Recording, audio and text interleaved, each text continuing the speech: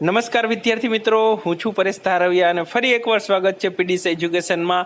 આ વિડીયોમાં આપણે વાત કરીશું મુખ્ય સેવિકા પરીક્ષા માટેના મોસ્ટ એમપી 25 પ્રશ્નોની, જે આવનારી પરીક્ષામાં ખૂબ જ ઉપયોગી થશે। તો જોઈએ આજનો વિડીયો। અને હા મિત્રો, જો તમે મારી ચેનલ હજી સુધી સબસ્ક્રાઇબ ના કરી તો જરૂરથી સબસ્ક્રાઇબ કરી દેજો। તો જોઈએ પહેલો પ્રશ્ન, કેટલા વર્ષ સુધી પોલિયોનો કેસ ના થાય તો પોલિયો મુક્ત કહેવાય? એનો જવાબ જોઈએ 10 વર્ષ સુધી। બીજો પ્રશ્ન જોઈએ, ઓબેસિટી એટલે શું? એનો જવાબ છે વધારે વજન। ઓબેસિટી એટલે વધારે વજન। ત્રીજો પ્રશ્ન જોઈએ, ગોઈટરનો રોગ કયા પોષક તત્વની ઉણપથી થાય છે? એનો જવાબ છે આયોડિન। ચોથો પ્રશ્ન છે, આયર્નની ઉણપથી કયો રોગ થાય છે? એનો જવાબ છે એનિમિયા। પછીનો પાંચમો પ્રશ્ન જોઈએ, 1 મિનિટમાં નાડીના ધબકારા સામાન્ય રીતે કેટલા હોય છે? એનો જવાબ જોઈએ 120 ધબકારા 1 મિનિટના હોય છે। પછી છઠ્ઠો પ્રશ્ન છે, એડી સિરંજ એટલે શું?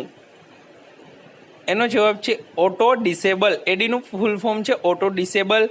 પછીનો સાતમો પ્રશ્ન, મનુષ્યના હાડપિંજરમાં કેટલા હાડકાં આવેલા હોય છે? એનો જવાબ છે 213 હાડકાં હોય છે। આઠમો પ્રશ્ન જોઈએ, આંખો અને ત્વચાની જાળવણી માટે કયું વિટામિન જરૂરી છે? એનો જવાબ છે વિટામિન એ। નવમો પ્રશ્ન જોઈએ,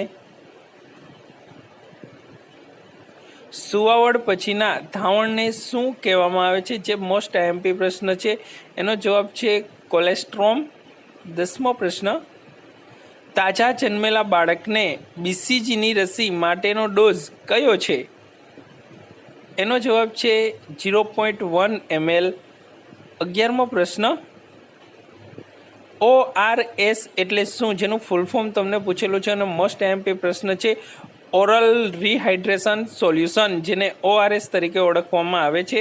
12મો પ્રશ્ન છે, શુક્રપિંડ કેવા આકારના હોય છે? એનો જવાબ છે લંબગોળ। 13મો પ્રશ્ન છે, ENT એટલે શું? એનું ફૂલ ફોર્મ થાય છે ઇયર, નોઇઝ અને થ્રોટ, જેને ENT કહેવાય છે। 14મો પ્રશ્ન છે, પુખ્ત માનવીના નાના આંતરડાની લંબાઈ લગભગ કેટલી હોય છે? કોઈ ચોક્કસ માપ નથી, પરંતુ લગભગ આપેલું છે, એટલે કે એની હોય છે 6.5 મીટર। પછીનો એટલે કે 15મો પ્રશ્ન, જનની સુરક્ષા યોજનાનો લાભ કઈ પ્રસૂતાને મળે છે? એનો જવાબ છે માત્ર ગરીબી રેખા હેઠળ જીવતી પ્રસૂતાને જ એનો લાભ મળી શકે છે। પછી 16મો પ્રશ્ન,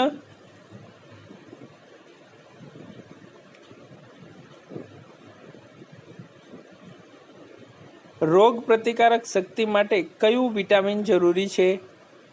તો એનો જવાબ જોઈએ વિટામિન સી, જે ખૂબ જ જરૂરી છે। 17મો પ્રશ્ન છે, સુવાવડ બાદ ગર્ભનાળ અને પ્લેસેન્ટાનો નિકાલ BMW કોડ પ્રમાણે કઈ ડોલમાં કરવો જોઈએ? એનો જવાબ છે પીળા કલરની ડોલમાં તમારે એનો નિકાલ કરવામાં આવે છે। 18મો પ્રશ્ન છે, શિશુનો કયો ભાગ સારી રીતે સાચવવો જોઈએ?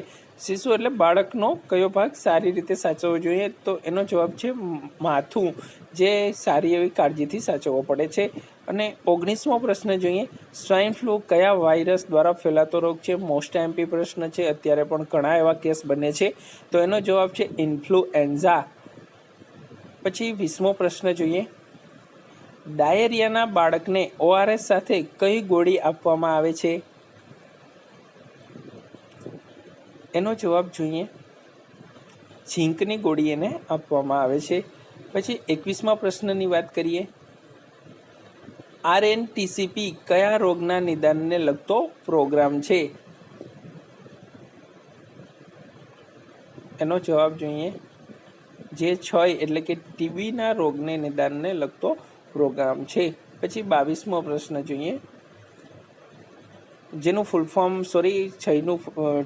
RNTCPનું ફૂલ ફોર્મ થાય છે reserve national tuberculosis control programme, જેને RNTCP કહેવાય છે। અને 1997માં આ રોગને જે RNTCB છે એનો પ્રોગ્રામ અમલમાં કરવામાં આવ્યો હતો.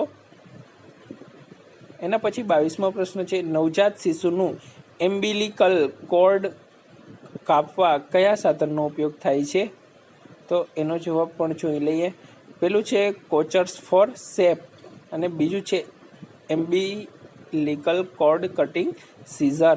આનો ઉપયોગ થાય છે. પછીનો પ્રશ્ન જોઈએ, એટલે કે 23મો પ્રશ્ન, સિફિલસ શેનાથી ફેલાતો રોગ છે?